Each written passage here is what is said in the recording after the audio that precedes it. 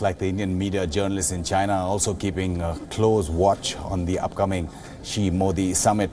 3 days ago, the South China Morning Post carried a piece after the foreign ministers of both sides made the announcement of that summit.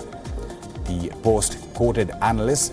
The article says that this is an opportunity for the two countries to reset their ties. Speaking to the South China Morning Post, an expert on India-China relations from Peking University said India has made goodwill gestures since March, and the two countries are now ready to get their relationship back on track. The Global Times, known for its usually shrill tone against India, also welcomed the decision by both sides to hold a dialogue. In a piece published 2 days ago, an article said the meeting shows diplomatic wisdom from both sides.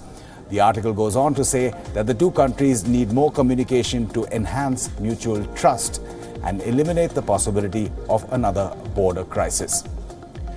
The China Daily, an official newspaper, struck a less optimistic tone. In an editorial, the newspaper said that there will be a global spotlight on the summit, but it remains to be seen if the event will live up to its billing. The piece calls on India and China to find a way to build on their historical friendship and realize the possibilities of strong ties.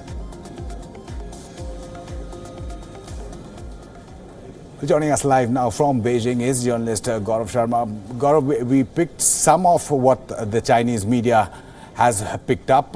What's the broad mood among the Chinese media?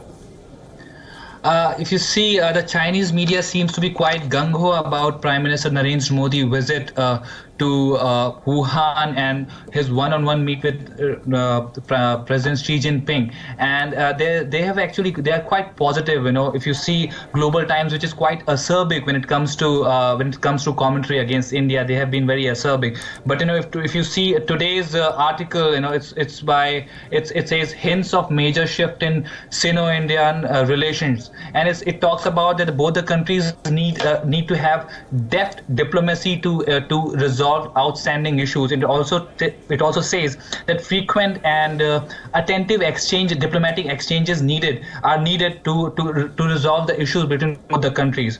It also goes to say that the sensitive issues can be resolved in prudent manner. In fact, it also talks about India's reservation over, in fact, that India has not been able to understand why China is, in fact, let's say that India is misinterpreting that China is against India's membership in the NSG, and it say that India there is a quiet diplomacy which China is taking to resolve these issues, but India doesn't need to air it in public. So it also goes to say that this is a very, very important visit. It also says that the informal meeting is historic, and it also caused this is a dense and intense series of high-level diplomatic exchanges, which has really happened in the history of Sino-Indian interactions.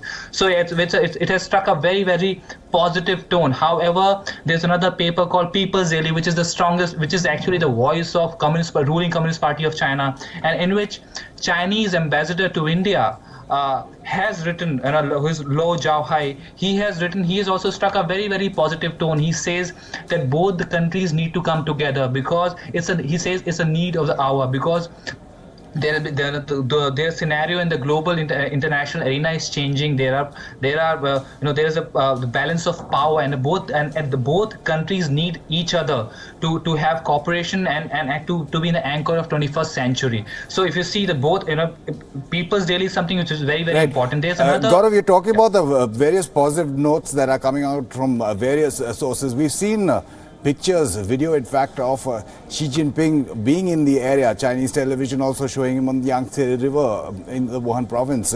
What exactly is planned? Yesterday, talking to the Chinese and Indian journalists, Vice Minister, Chinese Vice Foreign Minister told us that when we asked what kind of preparation it's going to be and where Modi will live, he actually categorically told that I know the answer, but because of the security reason, I'm not going to tell you. However, he said that it will be lavish, and when Narendra Modi will be is going to live very, very comfortably. We have a kind of a hunch that Modi might stay at the Mao's museum, at the Mao's bungalow where he actually met Richard Nixon in 1960, and that was a kind of a breakthrough meeting between the American and Chinese president then. So we are yet to go, we are yet to know, but I'm sure it's going to be very, very important, and it's going to be really, really grand.